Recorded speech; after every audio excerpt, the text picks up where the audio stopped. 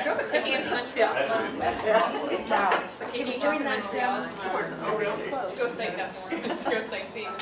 You drove in the storm? 21 cars in the ditch.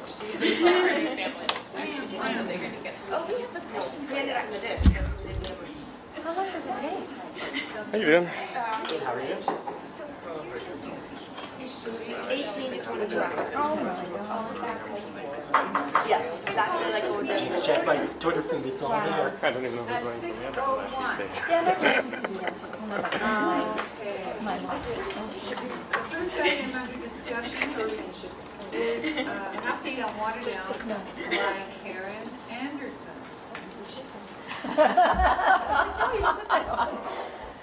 Sorry, just technical difficulties here. I just wanted to let everyone know, as you can imagine, the winter has been very difficult in terms of construction projects.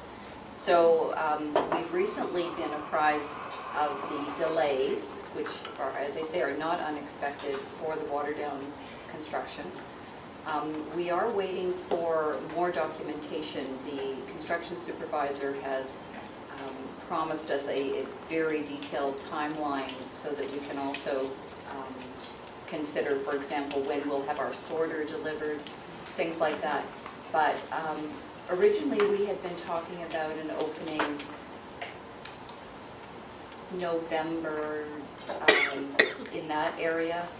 We are now definitely looking into the new year, but this is not, as I say, unusual. Most construction projects are a victim of the winter as well. So, are there any questions about water down? Other than that, construction is going very well, and they are, there's been no particular issues along the way other than delays. I have one question. I was just curious, when you're saying opening, are you saying the official opening will be in the new year, and but it could be open before that? Are you saying? No, I would say the both would be in the new year. Really? Yeah. Okay. Yeah, because at the rate we're going, we may get substantial completion, which is really then the beginning of us moving in our collection, the shelves, those periods. And then we'll run into Christmas. Okay. And so right. we would likely be into the new year. So my hope would be early in January, but that would be both the open for business, and then we would do an official opening usually two to 3 weeks in after we've opened the doors. Okay, thank you. David? Well, the senior center is part of it, and was there any chance that the seniors would get access to their part before you guys, us? I really couldn't speak to that, David. The only thing I can say is the fitting up of the library is likely more complex Right, that's what I'm than saying, the yeah. senior center, which is essentially a shell, and then it's all about the programming that happens there. So conceivably that could happen, and that would be not unlike what happened at Turner Park, where the Y actually opened prior to the library. Maria? Oh, sorry. No, it's okay. So then that leads me to another question. Will we coordinate with the city as far as an opening event for all of the facilities? Yes, our intent would be to coordinate, and we did the same thing with the Y and Turner Park. We just picked a mutually agreeable time and did the grand opening. Hi, David and Jennifer. So who would have, like, there's the library and there's the senior center. I mean, will it be the library that decides when the senior center moves in, or is it a joint thing, or who's in charge? All of the departments are represented at the meetings, so once substantial completion occurs, everyone will be talking about their own internal schedules, what they have left to do. Occupancy in terms of the senior center, the only reason I say there's potential there because it's completely separate from the library, and so customers could come in the entrances, they could use the washrooms, they could use those facilities, and what we're still doing in the library wouldn't affect them. But, you know, they'll make their wishes known later on, yeah. Just, if I'm right, they would be under the recreation department. Yeah, so there are a number of partners in the building. There's Municipal Services Center as Right. well. And then there's the Seniors Recreation Center, there's Flambeau Information. And then, of course, Flambeau Archives is actually within our space. So their schedule will be subject to our opening. Jennifer?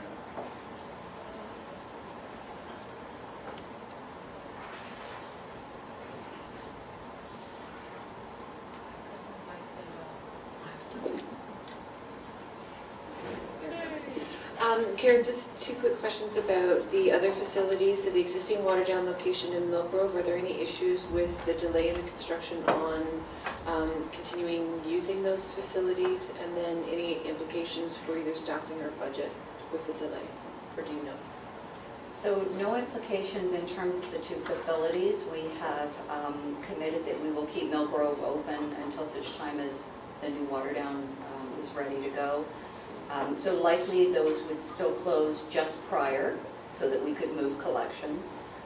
In terms of the staff, we will be, as you know, pooling the staff in Waterdown. We'll also be having an additional staff for Waterdown. We'll just post accordingly. So once we have that new schedule, we'll just push out those postings appropriately. But as you say, it actually pushes out the cost of that staffing into potentially 2015. We knew it would only be a small portion of 2014, but potentially it's pushing it into 2015. Thank you very much, Karen. Okay, now we have, we're adding an item to the agenda under private and confidential discussion on property. So it'll be amended to show that. So I will need a mover and a seconder to approve the amended agenda. Thank you. A seconder? Jennifer, thank you. Jennifer. Okay. Now the minutes from last meeting, is there any edits, changes, errors, omissions? No? Again then, I need a mover and a seconder. Nick and Mary Ann. Now, fun part, presentations. First, local history and archives. I brought along with me the current manager of Local History and Archives. This is Karen Milligan-Thurston. This is her formal debut. Well, she was introduced as a manager 3 years ago, but this is her formal presentation debut at the board meeting. She's going to first introduce the video that we've talked about, and then she's going to tell you just a few more things that we're doing at Local History and Archives. I'm just going to turn it right over to her. Thank you for having me. I'm super excited to be here to show you all the wonderful things that we're doing in local history. So the video that we're about to watch is the first in a three-part series on James Street North. It came about, we had a walking tour, part of Art Crawl last June, and it was really successful. There was 125 people following behind Margaret with her iPad and her bullhorn, going down James Street and learning all about the history of the people and the buildings. And so we wanted to sort of showcase that and make it more accessible to more people. So we talked with digital technology and we worked with them and created this video. Like I said, it is the first of 3 that will be in this James Street North series. It's about 10 minutes long. We have 2 of them live on our website right now and posted on YouTube. And we're now working on the second in the series, which will be the buildings of Gore Park and Gore Park. And we have some planned for after that as well. So without further ado, James Street North.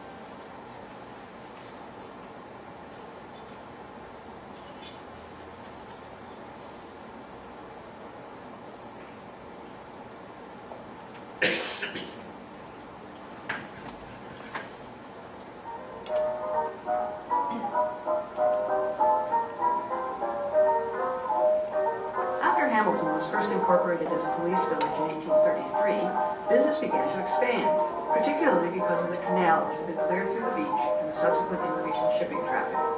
The proximity to the harbor made James Street North an optimum place to open a business.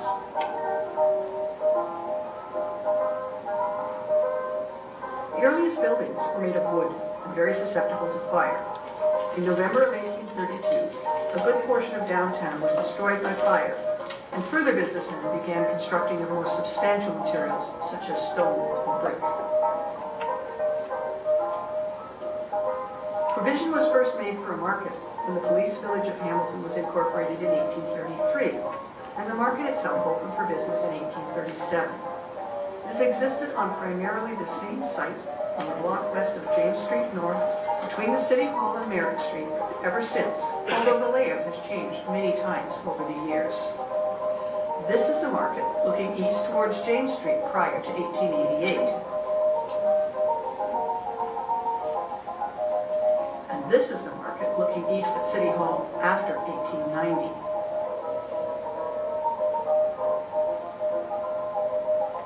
In this early 20th century view of the market, we can see that a lot of the farm wagons have been replaced by automobiles.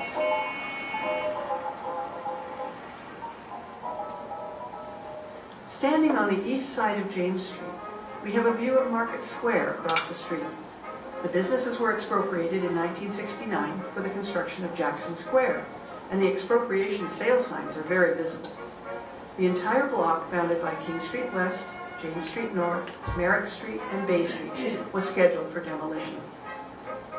Some of the stores that were vanishing from Market Square included the Cut Rate Shoe Store, the Athletic House Hotel, and Mahar Shoes. This image of the inside of Jackson Square shows approximately where Market Square and these stores would have been. Also on this block was the Majestic Restaurant, which had been opened by Dan Cusack, a Macedonian immigrant, in 1933. It was a 150 to 200 seat operation, serving good food at good prices. It was a middle-of-the-road restaurant with no liquor license. Frequent diners there included politicians such as Mayor Lloyd Jackson and future Mayor Vic Copps. As with all other businesses in the area, the restaurant was expropriated for the construction of Jackson Square in 1969. Unlike some other businesses, however, the restaurant was never relocated and closed permanently. Moving along to the west end of Market Square, some of the other businesses included the Downtown Meat Market, Reward Shoes, the Bank of Montreal, and Park and Park Drug Store. In 1876, Walder Park and Charles McGregor created McGregor and Park Drug Store at 1 Market Square. In 1904, they moved to this 4-story building at the corner of McNabb and Market Square.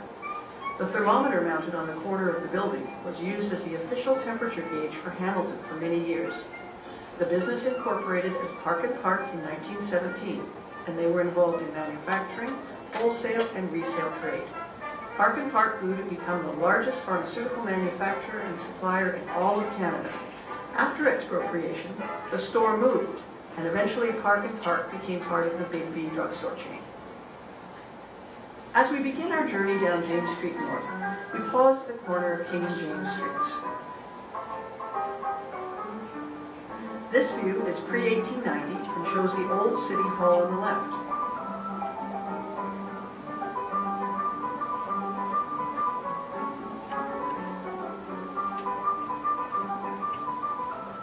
The Hamilton Street Railway's first route in 1874 was 3.5 miles of track on James Street North, from Stewart Street to King, constructed at a cost of $7,000 per mile. There were 6 cars with a seating capacity of 14 passengers each. Horses were purchased and housed at the stable on Stewart Street. Here we are, standing at the corner of King and James in the 1890s, looking north. The tracks on James Street North with the overhead wires for the trolley cars are clearly visible.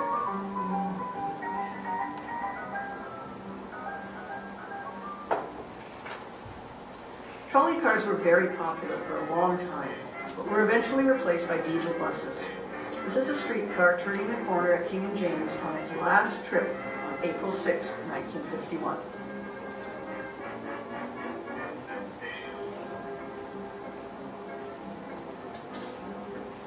The northwest corner of King and James highlights the distinctive Westinghouse clock that was there for many years. The windows on the top floor were specifically to let the light in for the old photographic studio housed there. The lower floors housed a variety of offices.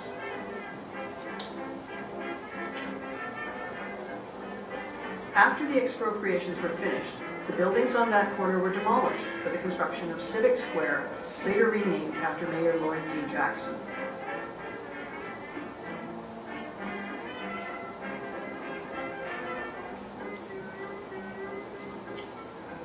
This is the current entrance to Lloyd D. Jackson Square.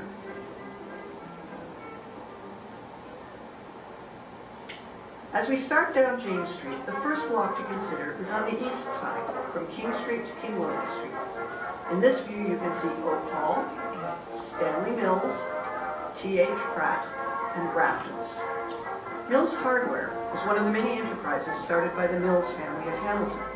The first store was located at 94 John Street South and opened in 1906.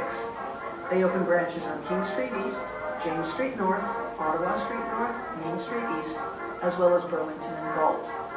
By 1960, there were only 2 stores left, and by 1962, they had all closed. The James Street North Mills Hardware store appeared in the Hamilton City Directory from 1904 to 1935. The original Grafton's department store opened in Dundas in 1853. It became highly successful, and by 1900 had expanded to Hamilton, Brantford, London, Peterborough, and Owen Sound. The Hamilton store was located on James Street North, just north of King Street. The 4-story building was constructed in 1895 and specialized in boys and men's clothing. Later they added a line of women's clothing as well. On February the 12th, 1917, the store was completely destroyed by fire. Thousands gathered to watch the fire department fight the blaze in sub-zero temperatures. As fast as they poured water on the building, it froze. The store and its contents were completely destroyed. They had to wait until the weather improved and the ice melted before they could proceed with the demolition and the building of the new store on the same site. The new Grafton's opened on Saturday, January the 5th, 1918. The Grafton stores were merged with Jack Fraser in 1967, but the opening of Jackson Square, right across the street, marked the death knell for the store. They couldn't compete when their business dropped by 50% when the mall opened. They held a closing sale in June of 1973, putting an end to a 78-year tradition in downtown Hamilton. Zellers opened on March 23, 1929, as Schulte United. The site had been the former T.H. Pratt Company, and the new store was erected, including demolition, in a record-breaking 56 days. In 1931, Schulte United was declared bankrupt, and Walter P. Zeller acquired the rights to the Canadian stores. It reopened as Zellers on November 12, 1931. The store was remodeled and enlarged in 1951 at a cost of $750,000, making it the most modern store in the entire chain. The Zellers lease ran out in 1988, and the owner, ISIS, applied for a demolition permit, and City Council refused to designate it as a historic building, as the owner wanted to build a new building on the site. The last day it was open as a Zellers was September 10, 1988.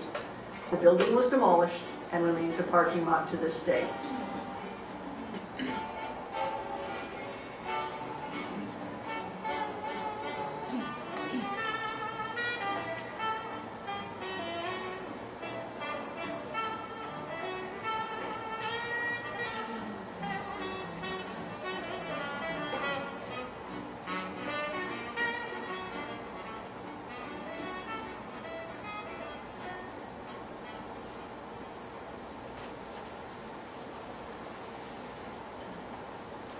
Everybody enjoyed it as much as we enjoyed making it. We did such a fabulous job and the customers love it. So if you can see, there was 3,800 hits in the last 6 weeks when we posted it. The customers love it. We get people contacting us, coming in, social media. There was one lady that said, at 1 minute and 10 seconds, that's my great-grandma. You know, there's, oh, I remember that, or can you tell me more about, you know, this building? So our reference questions have gone up as well as a result. We launched it actually on March the 5th, which happened to be our 100th anniversary of collecting and preserving Hamilton's history. So we were on CH Morning Live, went on Bill Kelly's show, and that's when we also launched a contest where the local history staff selected images for each of the 23 locations and 2 bookmobiles that represented each of the communities surrounding those locations. And so we selected these images, we printed them, had them framed, and they were displayed at the branches. Customers could come in, fill out a ballot to take one home. And so April 1st, we contacted the lucky winners of each location, and everyone was super excited to be taking home a little piece of Hamilton's history. And we had 3,200 ballots for that contest, and lots of branches and people contacting us as well. You know, can you tell me more about, you know, where this blacksmith shop was, or, you know, who are the people in this picture? So we're really excited. Does anybody have any questions?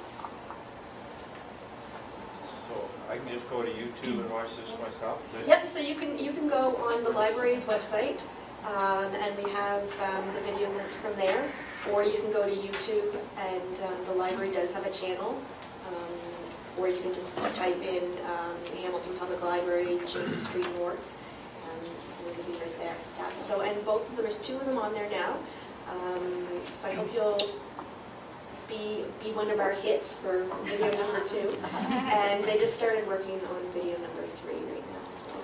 And George has a question? Thanks. And great work, by the way. It's very, very nice and interesting. I'm going to go and watch number 2 as soon as I get home. One question. Not Game of Thrones, but... I'm not into that.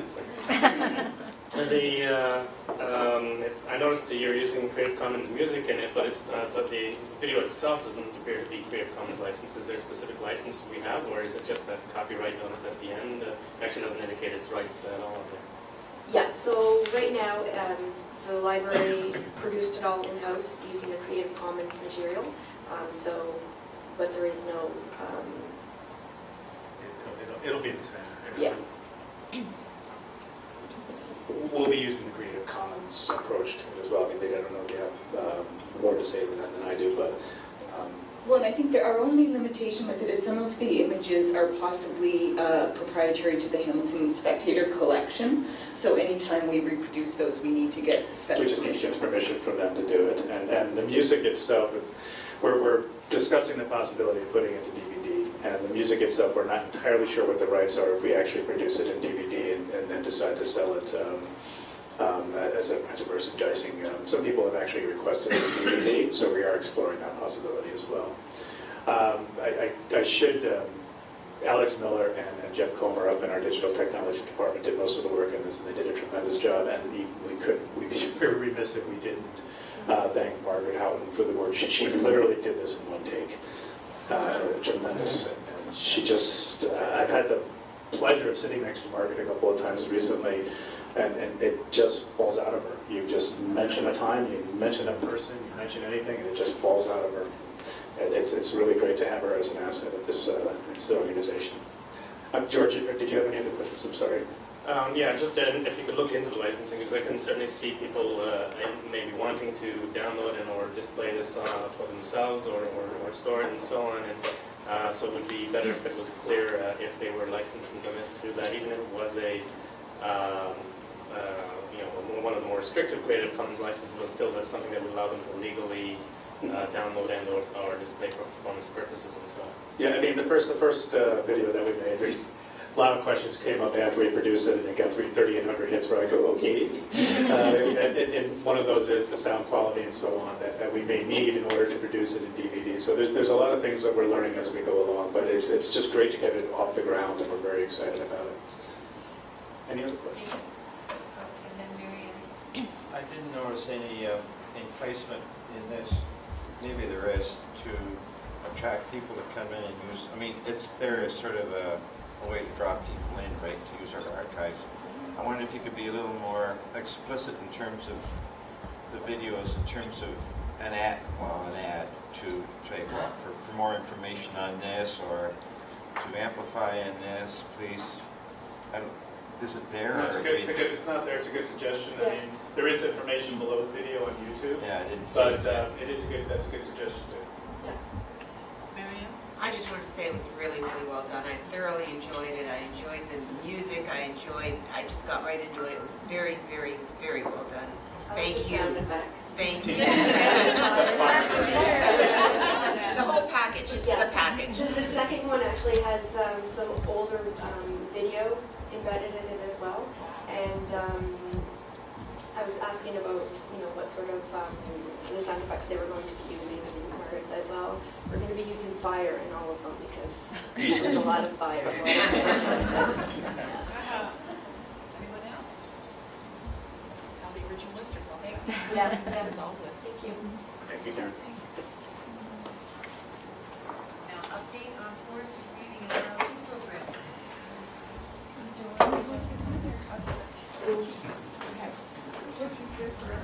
What's easier for people if we're speaking from the microphone or?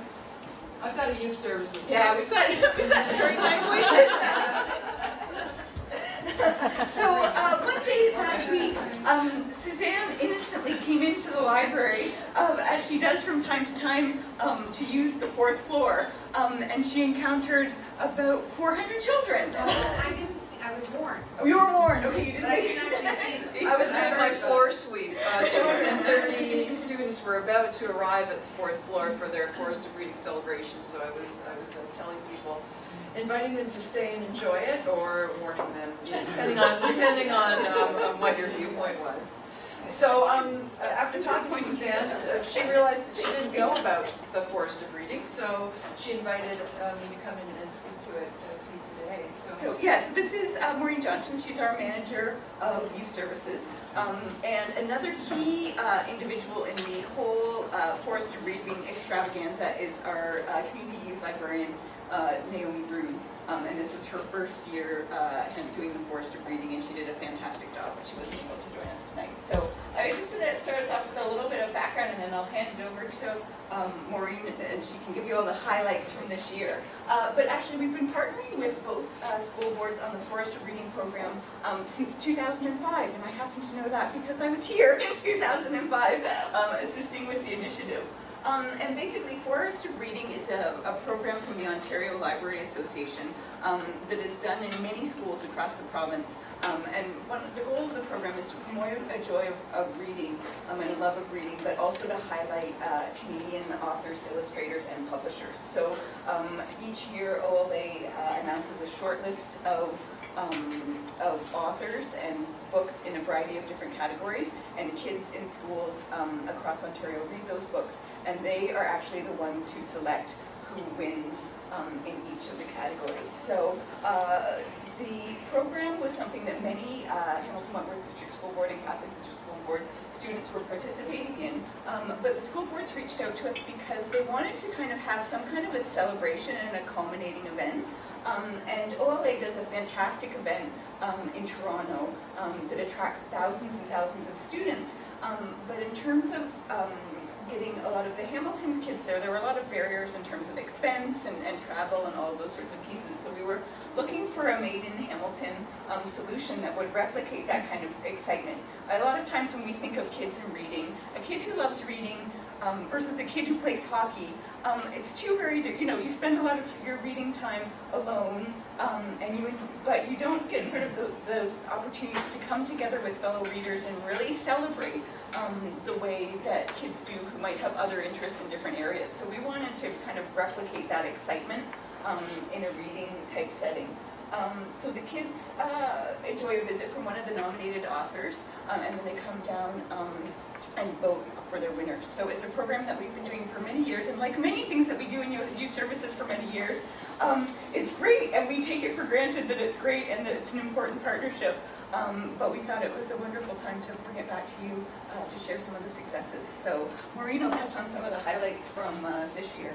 And it's really grown over the years. It celebrated its 20th anniversary this year with the very first ever tree. It's called the Forest of Reading because each of the books, the selection of books for each age group is a specific tree. So there's the blue spruce, the silver birch, the white pine, the golden oak, the evergreen, and the red maple. And it's just grown exponentially, and each list has 10 books. And it's a real bonanza for the publishers when their book gets on that list and the kids can vote for it. It used to be, up until just last year, we would hold all the celebrations here at Central. And that narrowed the possibilities of who could make it and who had the buses and that sort of thing. So last year we started offering it out to the branches as well. We're still having it at Central. And this year we added a couple of branches again. So this was all last week, from Monday, Tuesday, Wednesday, Thursday of last week.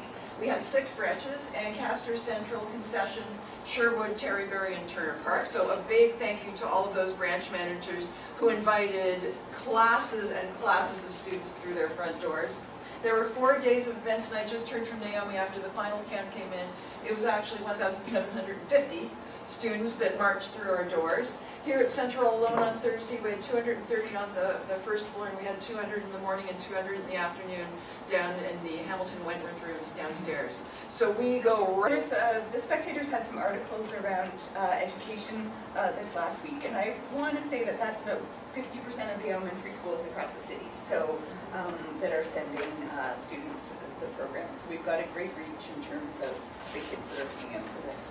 We used to run this almost like a lottery system where there was a woo-foo and the teachers would wait. It was like waiting for the latest Cher revival tour. They'd be waiting until 12:01 when they could put in their votes, but now we've adjusted it a little, so we make sure that the people who haven't had a chance to come in the past and have registered the classes, that they get a chance to come as well. So we're really sharing the wealth across the entire city. The authors that we had come in they're no stranger to Hamilton Public Libraries and Telling Tales. Kevin Sylvester has helped us with Telling Tales, our early literacy Hamilton Family Reads Week. You know him from CBC. He was here on the 4th floor with the 230 kids, and they had a marvelous time. Carrie Fagan visited us at, I believe it was Concession. And he's not used to having a fairly large group, he likes smaller groups. And we had the George Armstrong kids in, as well as the Flamborough kids in. So it was a real kind of clash of cultures. And to match up with his book, he brings his mandolin along, and he does a little song, and then he invites the kids to add a part of the song. So he sang a little, and then he invited the kids to, what would the next part be? What would the animal be? What would you want? And one little girl put up her hand and said, I'd wish for a cow. And the George L. Armstrong kids just thought, what? and Carrie Fagan actually thought, oh, you mean a cat? And she in her Flamborough proud way said, no, I want a cow. So everybody kind of shrugged and went on with the cow song, and her part was included as well. Lana Button's local, she's from Burlington, she's helped us out as well with early literacy in Hamilton. Andrew Larson comes from Toronto for all of our events. He doesn't drive, never owned a car, and I know Karen helped him get up to his reading on the mountain, and he gives tins of sweets to people who drive him. So he's really a wonderful author illustrator. He mentioned that it isn't often as an author that you get an opportunity to see your book being used. And that is one of the big pieces that this offers. The bigger celebrations in Toronto and Ottawa and Thunder Bay that have thousands of kids come don't have that kind of intimacy with the author, and I think that's one thing that the authors really appreciate about Hamilton's Forest of Reading. Because the kids also get up and do an introduction, and then another child comes up and does the thank you. And one of the thank yous for Andrew Larson, whose book is all about brothers who grow up and drift apart a little bit and then come together during a blackout because they find a good reason to be together and play together again. The little girl that thanked him said that his words were really important and made everybody think, and Andrew just went like this, you know, when he heard that, so that was great. Joanne Levy is a local author, so we like to support our local authors, so it's good to have her involved as well. Here are a couple of the books. The most popular series of books, or tree, is the Blue Spruce with the picture books. Teachers can put that straight into their curriculum, so we always have our biggest group that comes to support picture books. So Willow Finds a Way is local, and so is, that's the Andrew Larson book, and I really do encourage you to give that a try. Kevin Sylvester, when he comes, he does a lot of drawing. He's a great sketch artist, he does great doodles, and he does a ton of drawings, and he always signs them and gives them away to the class. And we had a snake line of 200 kids because he brings a big stack of cardstock, and he'll write something and draw something for every single kid. This time he came and talked about how important the library was to him as a budding author. He showed them his grade 6 sketches, which were really rather dismal, before he went to the library and got How to Draw the Marvell Way. And I don't know if any of you have ever seen that book. It's still in print, it's still in the library. And then he showed the kids the images after he got the book, and it was like night and day. And I know we talk about the importance of the library and the transformative experience that libraries can give, and that gave evidence to those kids the difference that the library can make. So he's marvelous. And that gives you an example on the right of just how the excitement of a crowded Hamilton Wentworth room. That's Heather Hart-Sussman from last year. But you can hear the buzz through the entire building. I think you were up all up on the 4th and 5th floor, and you can hear the buzz all the way to the top when the kids are in the building. So it's always a great series of sessions. So that is Forest of Reading. We're already making plans for next year. It's a great opportunity to work with our board partners, and when we were thinking about this, I was reminded, and I don't know if were you there the first year, Linda, or were you? I remember on our very first Forest of Reading event, we had it down in the Hamilton Wentworth room, and somehow we had a group of like grade 7 and 8s, difficult crowd, grade 7 and 8s, in the very front row. And it was a bunch of boys standing there, and you think, okay, how's this going to go? What are they going to think? And by the end of it, if you didn't know where they were, you would have thought that they were at a Raptors game. They were so excited and enthusiastic, and they were cheering and belting out for their favorites, just like everyone else in the room. So I think that's really the magic of Forest of Reading, is sort of bringing the excitement and the joy of reading to life, and having all the students sort of, it's palpable in the building, that you can see that excitement that reading brings. So it's a great partnership, and we're so proud to be a key piece of it. So Did anyone have any questions? That's great. Thank you very much for doing that. So I don't have a story time voice. So I'm going to do it from back here, and Karen said she would drive. So it's hard to compete with that. You know, the whole room's full of kids who are excited by books, but I'll give it a go here. And normally we would not necessarily bring the fact that we've done some recent adult programming to this group, but I wanted to highlight it because it's a little bit different than something we've done in the past, and it's really caught the interest of staff and customers alike. So we decided we would bring it to you tonight just to share with you. So as you can see, it's called the How-To Festival. It was our first attempt at this, and it really positioned the library as a learning place. So like the name says, it was a series of programs on various how-to topics.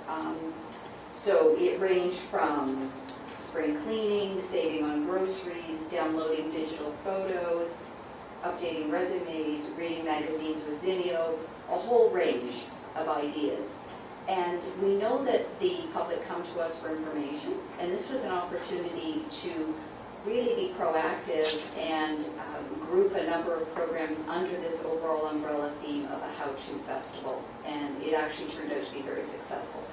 The pilot was initiated by a staff member at Terryberry, who disclosed to me that she had actually had this percolating for about a year in her mind before she brought it forward, and we're very pleased that she did, and that it was really well supported by her peers. But it showed a lot of initiative for her to keep on with this idea and see it right through to the end. So one of the interesting things about the program pilot was that we did it in two different ways. So Terryberry was the original branch who came up with the concept, and they said they were going to do it over 4 days of programming. So they did a morning, an afternoon, and some evening programs. They had quite respectable attendance, 243. They used some external guests, but they really capitalized on their internal staff resources as well to present. You can see their #1 program was How to Gaze at the Stars. Recently we've had a lot of success with astronomy programs. And followed by How to Declutter, which was run by a staff member. So quite a range of programs, but very, very successful over the course of those 4 days. And there's a couple of pictures to follow. You'll see that relatively low key, just basically set up an area of the library. People came, they learned, they enjoyed, and went on their way. So then Saltfleet decided to get in on the act as well. They heard the idea from their peers at Terryberry, but they didn't have the resources to mount this themed program over a period of 4 days. So they decided to take a different approach and do a blitz. So they did a very intensive back-to-back programs every half hour for an entire Saturday. They also did an interesting twist. They had 2 parallel streams of programs, one aimed at kids and one at adults that they ran simultaneously.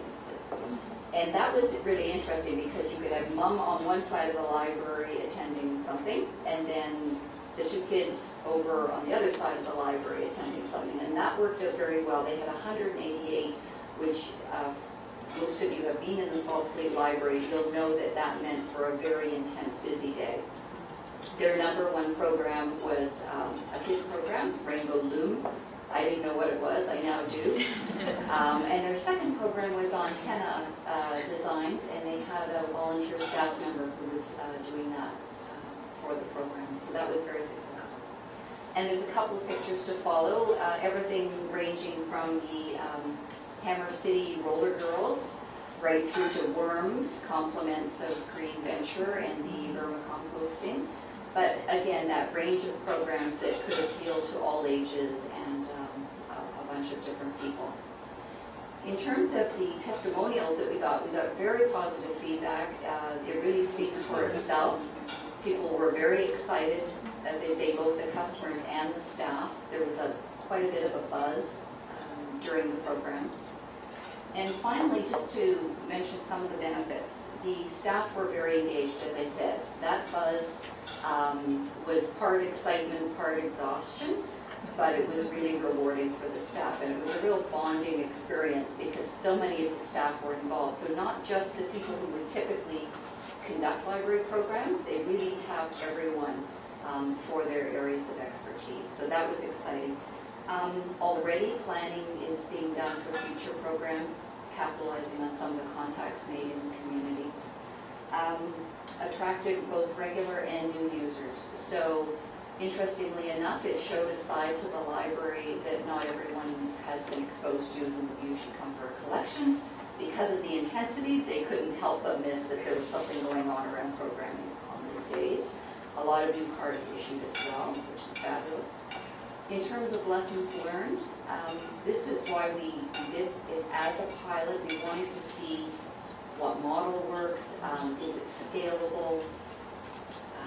And I think really the main lesson learned is it doesn't have to be the same everywhere. It is adaptable, and in fact, maybe that's the joy, that you group something under a theme, and then locations can interpret that as best they can, given their resources and their space, and then their own community needs. So that was an interesting observation. And finally, we are considering it potentially as a system program. It was so successful, and many staff members and managers have kind of sort of talked to the two instigators and you know, how would I leverage this in my location, and how could we leverage some of the guest speakers to really just get even more sort of bang for the buck. Again, we don't normally bring routine programs to you, but it was a little out of the ordinary, and it has caught people's attention, so we thought we would bring it to you tonight. Any questions about that? David? Yeah, this is great. What kind of different equipment needs we have? You know, furnishings, PowerPoint, layout of the library. If we're going to go in this direction, doesn't it require sort of a different type of architecture? You know what, we're very adaptable. So for those locations that have a program room, it was sometimes held there, but you would notice a couple of those pictures at Terryberry, they just cleared a spot. You know, they really only needed a table. They weren't expecting large crowds for some of the programs. Set up some chairs. We do have projectors, we have screens, we already have all of those pieces. So there's not a big extra cost? No. Effort in coordinating, certainly. Scheduling issues, obviously need the support of all of the staff. Communications, providing publicity for us, but no, we're pretty much set to deliver these programs. We already do. It was just putting them all together in a more comprehensive 2-day, 3-day blitz. Anyone else? Well, I really have.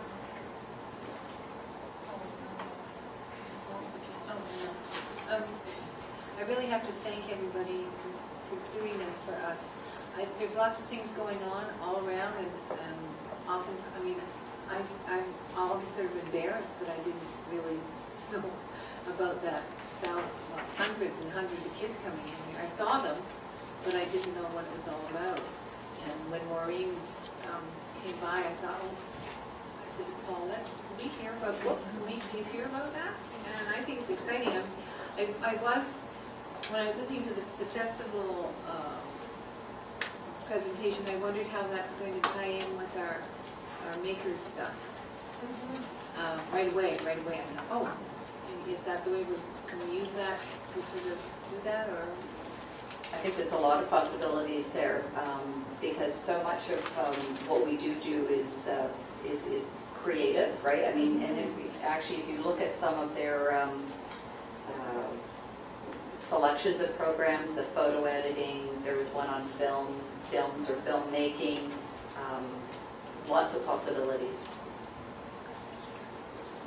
Thank you very much.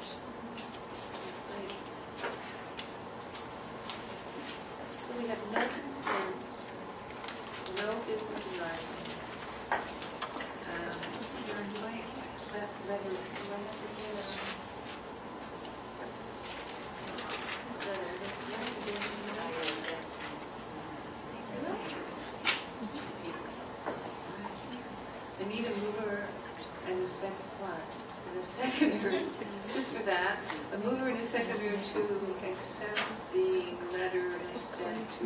regret.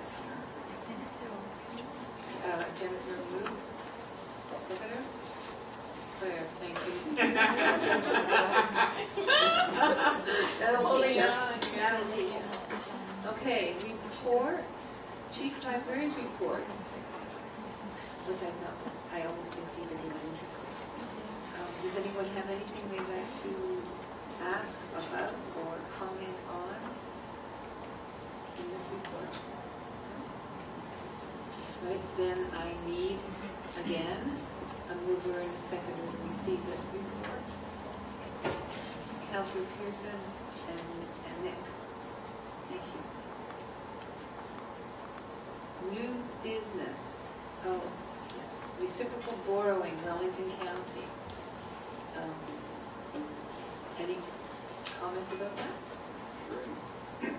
If I could just, Not yet, thank you, Susan. So we have a reciprocal borrowing with a number of library systems. In fact, most of the neighboring library systems. And Wellington County has approached us to ask if they could be a reciprocal borrower. In the past, the board has looked at things like to ensure they have adequate per capita funding, not necessarily comparable, but that they're adequate funded libraries, and also that they're a library system that has reciprocal borrowing with other partners, and so that what we don't want to do is have gaps in coverage. And in fact, you can see that there are a number of systems that Wellington that touch on the outskirts of our borders that in fact they are already reciprocal borrowers with. So certainly they would meet into the standard criteria that we have for reciprocal borrowing. Are there any questions? Do you keep the statistics on the forum between libraries? Are we net up, net down, or is it like Burlington mostly? You know, just to give you this, there's not a huge amount of usage, and we do have the stats. I'm not familiar with the specific ones for individual reciprocal, but collectively we do about 20,000 circ a year. Now that's on with our reciprocal borrowers. Now that's of 7 million, so it's a very small, not particularly well used. I know occasionally we have people from Burlington might find something in our catalog that they don't have, but it works both ways. And I know people, and we have people that live in different parts of Flamborough that are close. They go into Cambridge, and so they benefit from it. So it's not hugely used, but it is a good cooperative program.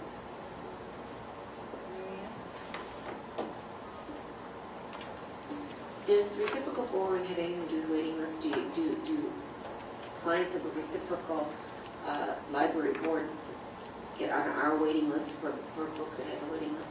What they can do is they can place 2 holds on our system. So while a Hamilton patron or customer could put 50 holds, they can place 2. So there's a limitation, but we do that, and so that, you know, if someone wants to come pick up a book here, they're able to do it. I'm just thinking, I can give the Grimsby example of, so we have a reciprocal agreement with the Grimsby Public Library. In that particular case, last time we ran the numbers, we actually had more Hamilton borrowers using Grimsby Public Library, and I think in part due to proximity, as Paul said, in terms of depending on where people live in Outer Stony Creek, sometimes their traffic patterns to groceries or other things would take them into that community, and waiting lists the other way as well, in terms of from a smaller community, avid readers would sort of be able to access things in different ways. And so I think sometimes there's a mutual benefit absolutely to both libraries in terms of the program. I was just going to ask about the mechanics of that. Like, if they go to their own library and they want a book, and they've got their own library card from their own board, and they want to get on a waiting list for a particular book in our library, how do they do that? What they would do is they come into one of our branches and would show that they're a member in good standing at a partner library. They would get registered on our system, and then at that point they'd be able to take out a book or or up to 8 items where they'd be able to place a hold. And the one rule that we do have is that if someone takes something out of Hamilton Public Library, they need to return it to Hamilton Public Library, and that's a standard part of reciprocal borrowing. So if, as they refer someone, if a Hamilton resident takes something out of Grimsby, they have a responsibility to return it to Grimsby. And that seems to work pretty well. I know occasionally we probably do get items returned to the wrong library system, and then we would just send them, and we do that, but we don't get very much of that. Anyone else? I'm sorry, I was pulled out of the room for a minute. Did we mention that they don't have access to electronic resources or ebooks? For licensing reasons, they don't have access to any of that stuff. And yeah, that's, as Michael said, that's a restriction of licensing, so that we don't do that. And if someone wants to, instead of reciprocal borrowing, they'd have to pay for a non-resident card. And occasionally we do get people do that. Yeah, we actually have one woman who does non-resident who literally emails me once a month to wonder where her romances are. Well, And it's not you? no, it's not me. No, I email you for other reasons.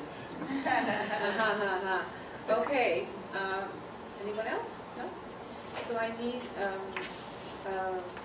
mover and seconder, David and Marianne. Thank you. Madam Chair, Yes, sir. could I humbly suggest that you say all in favor after Oh, each you item? want, oh, That okay, would- yes, sir. that I would- can do He's that. writing All all in this favor? down. I mean, it's just that Thank you. Thank you very much. Just for procedure, All to in be favor? correct. Thank you. Okay, and may I ask for all in favor for the previous motion? Thank you very much. We'd be in trouble at City Hall if we didn't do it Oh, that way, okay, so thank okay. you. Thank you. I'll try, make a note of that, because I don't think I've done that yet, have I? Have I? Oh, I have, okay. Thank you, Madam Chair. Paul's gonna remind me. Thank you, Councilor Jackson. Okay. Logo implementation update. Melanie. Yes, I just wanted to give you an update about the logo. As you were well aware, replacing all the graphical elements is a fairly large undertaking, as the flow chart that I included in the report somewhat illustrates. So to best implement this rebranding and the new logo, we're proposing a 4-phase approach. Our Staff Development Day is a wonderful opportunity to introduce staff to this logo, but not just reveal it. It's to give it the background, put it into context, illustrate how it's actually going to influence the way they do work here, and create a little bit of buzz and excitement, and give them lots of opportunities to look at the logo in different applications again and again throughout the day. Because as you know, our staff are our best ambassadors, and we want to make sure that they can fully articulate what the logo means to the public and how it will be and could be applied. The next significant milestone will be the launch of the website, and truly that will be a very exciting time, because that's when all of our digital assets will come into play. It'll be illustrated on our website, and our email signatures, our Twitter feeds, our Facebook. It all will be done magically, and a lot of work. At the same time, we want to make sure that our customers, when they come into each location, not only see it in the website, but as they walk in the door. And that could be something as simple as the logo applied onto a piece of foam core, but dominant as a poster. In larger locations, it might be a number of the full-size banners that we will repurpose for years to come. But we want to make sure that the public can actually feel and see the impact the new logo will have when they walk in the doors. The next step would be the official launch. Dare we say cake? We're still exploring that fully, but at that point we feel we will be able to have a good sense of how much of the exterior signage we can have implemented for October. The company who, Factory E, assures us that it may not be prohibitive, that they're actually going to go and site visit each of our 23 locations and do measurements and come back with a quote and installation, and then we can move forward with that. But it's quite encouraging that they feel that that's something that can be done quite relatively economically and not have to be phased in when a sign needs to be replaced. And I think we're all in agreement that that exterior signage will make a big impact. And the last phase, the fourth phase, was ongoing brand development. And you just don't launch a logo and a brand and then watch it grow. You have to nurture it and develop it and encourage that. So those are the 4 phases that I wanted to outline for you. The elements of implementation, we're trying to identify as many things that we can do operationally as possible. And those that cannot be covered operationally, we will bring back to you for your review. We'll also give you, of course, an overall update of the website and the logo project in general. Do you have any questions? Nick?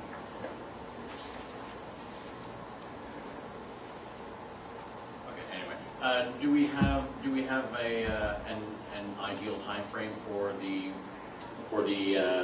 physical replacement of the signs, like an outside window, or? We're looking for October. Okay. We think that since we're moving on that already, that we should be able to get a pricing, and then using an outside agency, look at a coordinated approach, and at least get back to you to see whether or not it's feasible. But at this point, we're looking for October. Thank you. Last meeting, I asked if you would look into getting the mark trademarked or copyrighted. Have you had a chance to do that? I haven't gotten feedback on that, and I will address that. My apologies. But you launched the inquiry. With Factory E, yes, it was one of those conversations where it was discussed, and then in hindsight, we didn't follow up with it. We got off on a tangent, so I will make sure that that comes forward. My apologies. Thank you.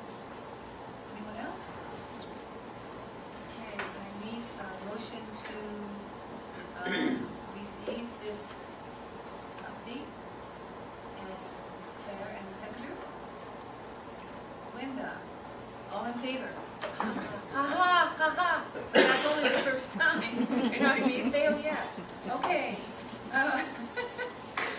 Design and furniture purchasing policy amendment. Karen's going to speak on that. Robin wasn't able to make it tonight.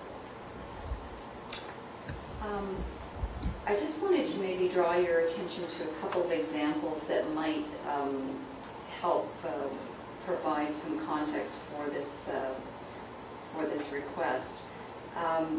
What we're asking for is some flexibility in the hiring of either design consultants for physical space or for furniture selection as we go forward with various renovations and rebuilds.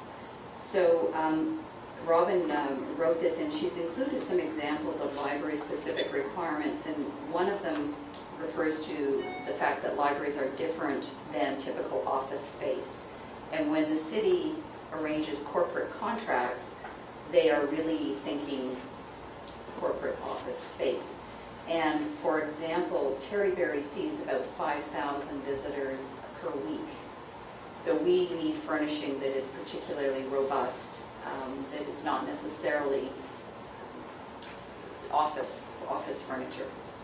Another example would be, of course, the city corporate furniture contractor doesn't supply anything for children's spaces, children's furnishings.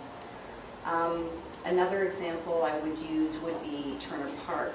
This is we used this process where we were able to engage the consultant services of the architect of record for that building, who also then in turn did the design work for the interior color palette, furnishings, etc. And I think everyone would agree that we ended up with a really cohesive flagship branch. And on that point, I would just say that it's really important to communities and to neighborhoods that their libraries have a distinctive look and feel, that we don't necessarily want that cookie cutter approach. We want to be able to reflect the community and the space it's in. Some of our spaces are older, up for heritage designations, others are more contemporary. So just have the ability to be flexible. That being said, where possible, we do use the city corporate contract. We use it for staff spaces, for example, any staff workstations, task chairs. We've also been very successful in sourcing tables for program rooms, program stacking chairs. So wherever possible, we do use that corporate contract because it's to our advantage to do that. We do get a very good price. But this recommendation is just actually about those exceptions and the ability to make those exceptions where we need to. Any questions about that? So, Madam Chair, thanks for the explanation, Karen. So I'm curious, what have we done up to now with past renovations? We've got lots of children's spaces across our branches.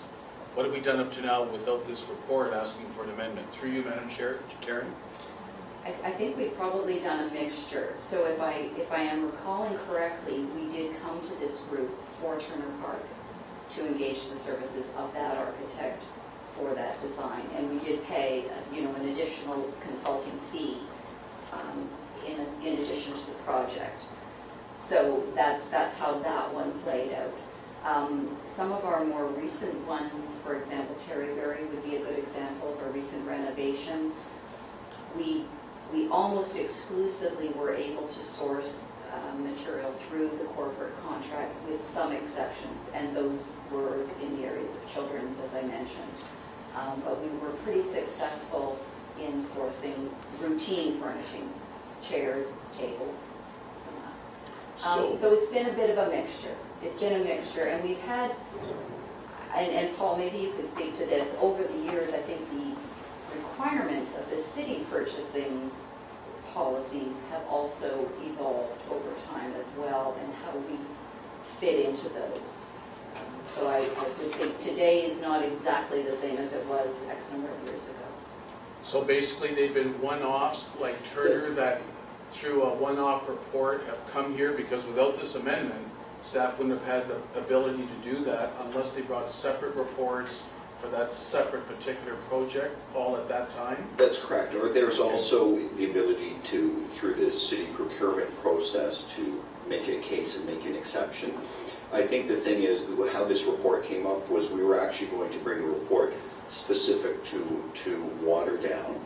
And then we do follow the rules, we do follow, but when we're building new building or going through renovation, this keeps coming up. And so I think it helps us when we're working with procurement, who's a partner in these processes, that we have direction from the board, that it's okay for us when we're dealing with things that are unique, that we can work with, not the corporate contract. So Paul, when we support this here today, Madam Chair, there's still the oversight that would be normally with the corporate contracts. There's still a manager, whether it's Robin, Karen, on the specific finance or project, that it just won't kind of go off in a different direction. Now with this flexibility, we'll spend a little more here, we'll spend it. It's still that oversight provided. Absolutely. Okay. Thank you very much, Madam Chair. Thank you. And I was just thinking, it's not necessarily spend more, but have access to more appropriate vendors. I think that we shouldn't be thinking it's a money issue. Yeah, and just to reiterate, the same process in terms of getting the appropriate number of quotes, and that, as you say, the oversight, it still exists. It's just a matter that we can approach other vendors. Thank you, Madam Chair. Thanks, Karen. Claire.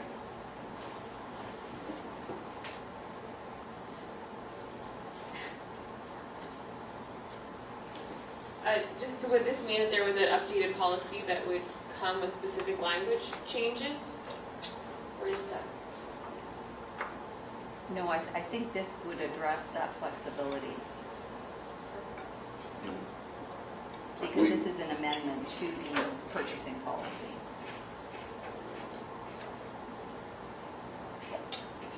So the language would be added, and this report would be added, and then when we're going through the procurement process, we'd be able to refer this to procurement. Nick and then David? So looking at this recommendation, do we not need to add some language saying that the priority is to use the corporate contract first? And only if it's not appropriate then to go to the alternate member? Yeah, and sorry, I see the last line does address that to some extent, where we use the city contracts whenever possible. Okay, I was only looking at the whole, all right.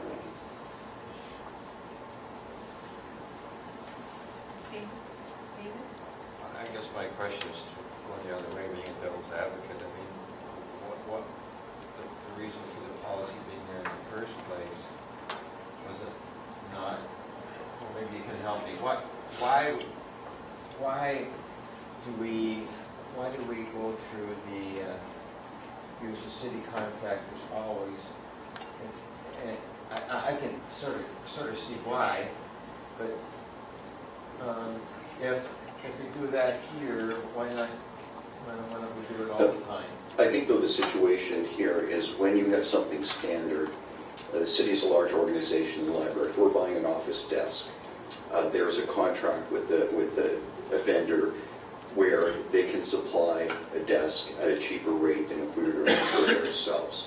And so in those cases, we would follow the city contract. So it's worth it for the city to go through that process so that all the departments and city agencies are getting the best value for their dollar. I think what this addresses, David, is that there's some unique situations where our public spaces don't fit into that corporate contract, and so the city wants us to use the standard contract, and they just don't supply what we need.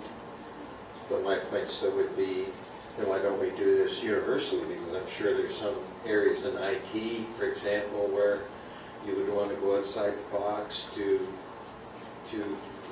get something that the city would normally get. Okay, but if I could clarify, so in terms of, say, IT, for example, we do procure ourselves, and we follow procurement rules, and whenever we have an RFP, the board there'd be required for board approval for that.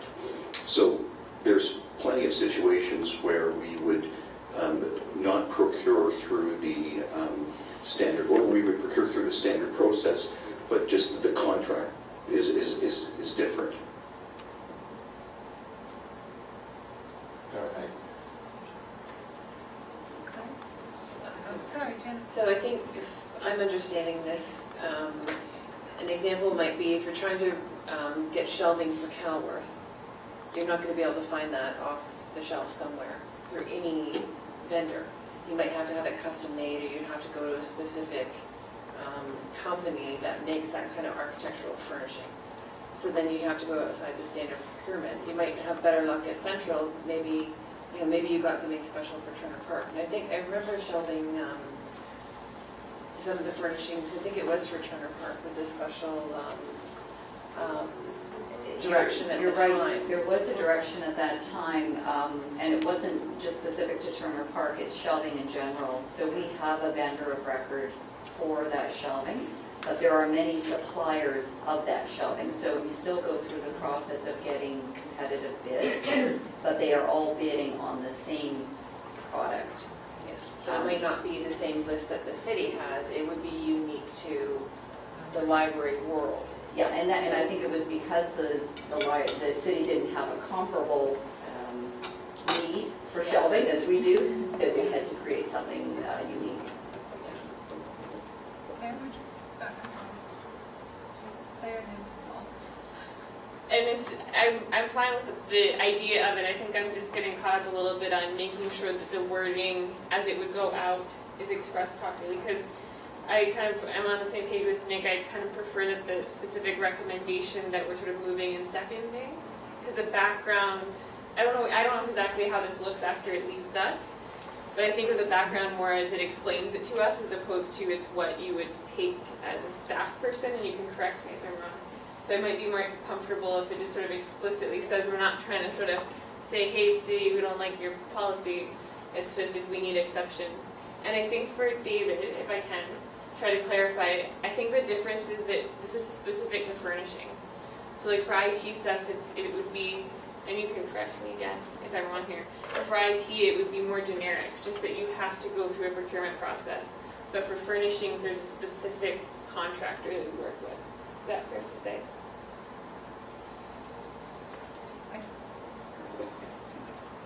I was just going to say, as far as I would, from this experience, from my past other lives, these are the people that we're going to go to for furniture. And that's, but as library people, we go, well, wait a minute, they don't have things for kids, and yeah, that's all lovely for someone who sits in the same chair for 8 hours, but not going in and out, up and down, so on and so on. And so that list of vendors doesn't meet our needs, so we need to have more flexibility than that, and not have to have struggles all the time. That's essentially how I see it.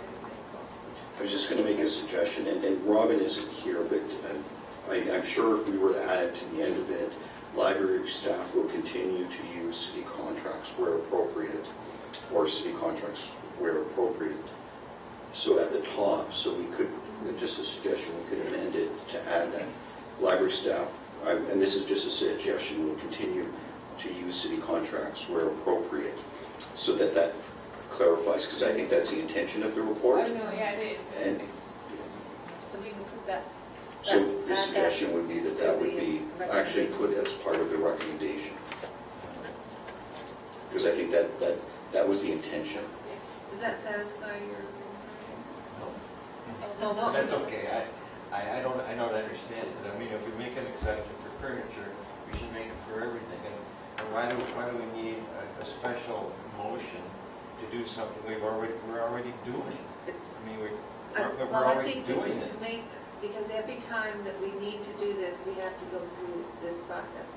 This looks more like a blanket purchase order. But I think Karen said they've already done it by alternative means, and she. Yes, I know, but this is to avoid having to go through that every time. This is like you know what a blanket purchase order is, you know, it sort of covers everything.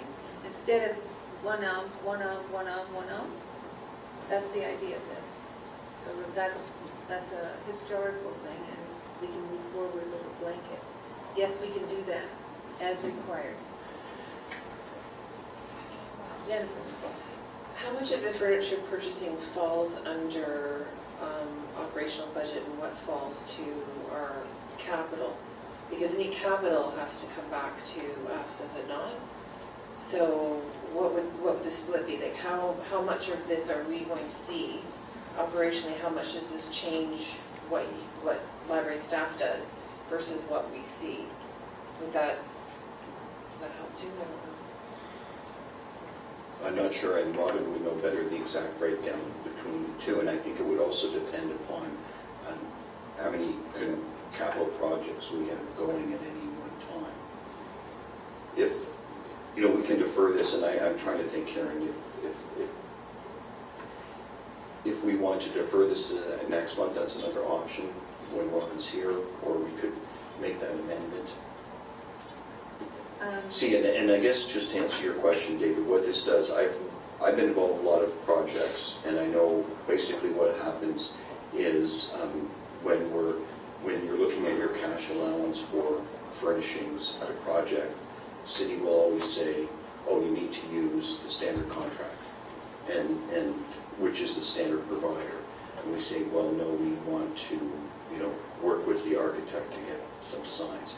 And it's a conversation that happens, and then we work with the board, we work with staff to get it. So I think this just clarifies that there's some unique situations around furnishings that mean we have different needs than the city. That's what this clarifies. And they're not unique situations around IT or anything else that we spend money on? Yeah, there are, and we deal with those. I think what we're finding is this is just something that keeps coming up and coming up, and so that's why we're looking for this direction. But of the IT is more likely to be capital.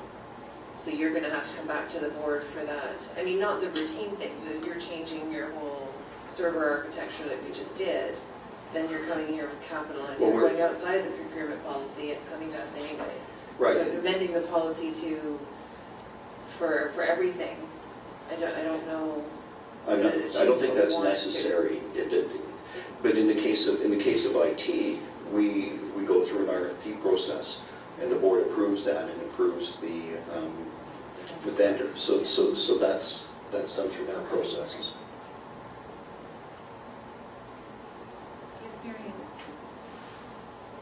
Could I put it in such a way that our staff has identified a recurring issue that's happening whenever they're trying to purchase furniture at this point, and they've identified it, they've localized it, they're not making it totally broad and blanket and, everything we buy anytime, anywhere. They've identified a recurring issue with furniture, and they would like us to address that recurring issue in such a fashion to make the problem go away, and that would be to give them authority to go outside the purchasing contract, the city purchasing contract, for specific items that cannot be currently sourced from city providers. Is that basically?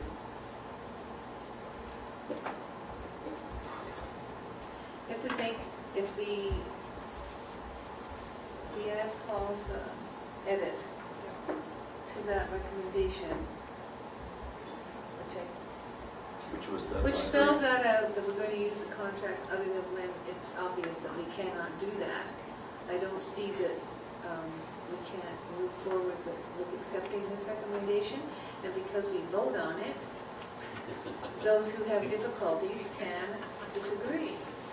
Correct? Yay! Okay. Yes, George. Just following on David's point, but what I think might be part of this point is, given the existing purchasing policy and the desire to use the city contracts, quote unquote, whenever possible, that would seem to also indicate almost a requirement to use the city contracts, even if in other areas, even if they are not in our financial best interest. For example, it says for staff spaces. So I mean, if a supplier that we use to supply Kenilworth has a better pricing on office desks of a similar quality, why would we want to use a city contract instead of the supplier of the kids spaces that happens to also have that same desk at a better price? I can answer that, and I think from my perspective, and I've been involved in different procurements over the years, we do look for what's in the best interests of the library. And I can give you examples of, so say for example with the printing right now, we're under the city contract because it was clear the printing cost was significantly cheaper. For security right now, we're going through our own RFP because our needs are different than the city, although for many years we were under that standard contract. So I think we have the ability to do it. The difference is when we pass a contract, an RFP that's large in circumstance. So that since our